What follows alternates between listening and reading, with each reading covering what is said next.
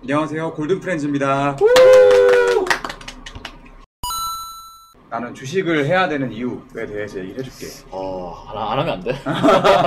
네, 그래서 팁을 딱 한 두 가지 갖고 왔는데 일단 전제로 나는 에코프로비엠 주주였어. 내가 19년도 11월에 샀으니까 지금 3년 반? 그제 다 매도를 했어. 아직 고점이다 하고 매도를 했는데 그럼 조심해서 이 리딩방 만들지는 모릅니다. 주식을 해야 되는 이유가 지금 내 자산의 그 가치를 보면 내가 지금 모은 돈이 뭐 예를 들면 100만 원이 있다고 하면 나는 60만 원을 주식으로 만들었고 나머지는 이제 내가 노동 수입으로 했던 것 같아. 한 19살 때부터 주식을 했고 그리고 안전 자산으로 항상 어떻게 포트폴리오를 굴릴까 해서 23살까지는 뭐 내가 1000만 원을 모아놓은 게 있었어.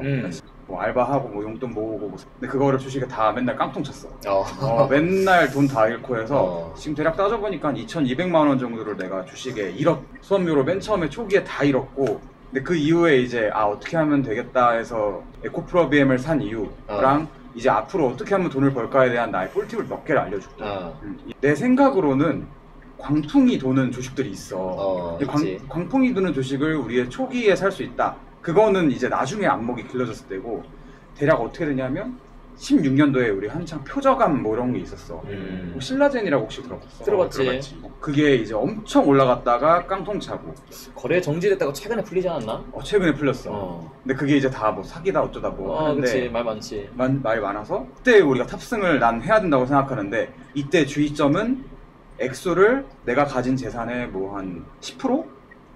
그 정도로 탑승을 해야 된다고 생각을 해. 신라젠이다. 그래서 내가 그때 조금 돈을 많이 벌었어. 광풍이 돈다 생각했을 때 빠져야 되는데 이걸 못 빠져서 사람들이 항상 돈을 잃어. 그러니까 이렇게 좀 흐름이 큰 대세의 장의 주식들을 매입을 난 해야 된다고 생각해. 만약에 내가 1억이 있어. 그럼 500만 원만 거기 투자하는 거야. 빠져야 될 때를 알려줄게. 매도를 해야 될 타이밍은 뭐냐면 엄청 올라. 내가 만약에 탑승을 했어. 근데 그 대세의 주식은 30%씩 막 2배로 오를 때가 있어. 근데 이때 이제 못 빠지는 이유는 더 오를 것 같아. 그리고 빠져도 내가 이렇게 되면 본전도 윈대라고 해서 안 빠져. 예를 들면 20%까지 올라갔어.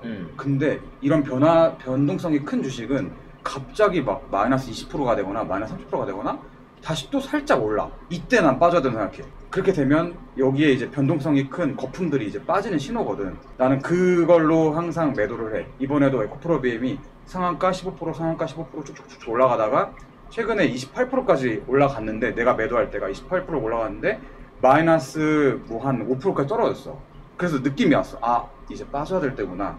이게 신라젠도 그렇고 우리 포켓몬고 유명할 때 한빛소프트라는 거기도 그랬어. 그런 대세장에는 그때 빠져야 된다는 생각해서 난 매도를 했고 특히 매도해야 될 때 두 번째는 많은 사람들이 알 때야. 이게 되게 뻔한 말이기도 한데 맞는 게 매도를 해 뭐 이런 말들이 이제 떠돌더라고. 그래서 이제부터 팔아야겠다. 그래서 그때부터는 계속 봤던 것 같아. 그렇게 해서 주식을 하면 거래량을 보고 주식의 그 매수 금액을 뭐 1억이 있다 그러면 500만 원 정도만. 주식 투자하자면 뭐 크게 두 가지가 있는 것 같아. 가치 투자와 추세 추정. 길게 장투하는 사람들이랑 조금 약간 짧게 방망이 지는 사람들. 어느 쪽이 더 위험하냐 한다면 의외겠지만 가치 투자 쪽이 좀 더 위험하다고 생각하고 반대로 이렇게 좀 짧게 지는 분들은 그렇지 않다고 생각하는데 그럴 수밖에 없는 게 내려간다 싶으면은 시스템적으로 미리 이렇게 내가 판매 가격을 정해 놓는 거지. 그러니까 뭐 마이너스 1% 빠지면 바로 전량 매도 뭐 이런 식으로 해놓으면은 이럴 수가 없단 말이야.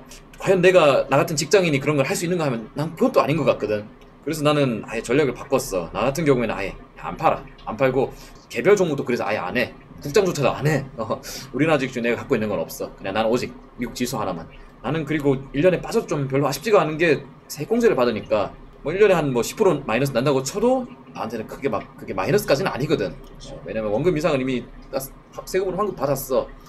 그런 부분이 있으니까 나는 그렇게 아쉽지가 않은 거고 자기 나름대로 이런 안전을 좀 찾는 방법, 마진을 좀 찾는 방법. 나도 사실 나는 이제 우리 락군의 영향을 많이 받았기 때문에 이제 회사에서 원래 해주던 이제 연금저축 그 보험이 하나 있었는데 그걸 IRP로 전체 전환을 해서 그 IRP 중에서 70%까지 위험자산에 투자가 되잖아.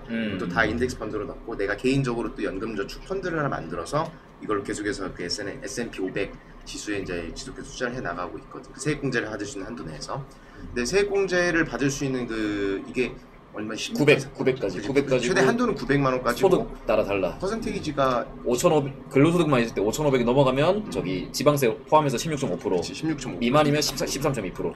어쨌든 그 세액공제를 받는 것만으로 이미 엄청난 수익이 된다라고 생각을 하기 때문에 그렇게 해서 이제 계속해서 이제 그 조금씩 매수를 이제 해 나가고 있는 상황이거든. 이게 지금은 사실 별거 아닌 것처럼 보일 수 있겠지만 나중에 미래가 되고 이게 쌓이고 하다 보면 나중에 이제 나에게 큰 자산으로 돌아올 거로 내가 믿어 의심치 않고 있어. 구독과 좋아요, 알림 설정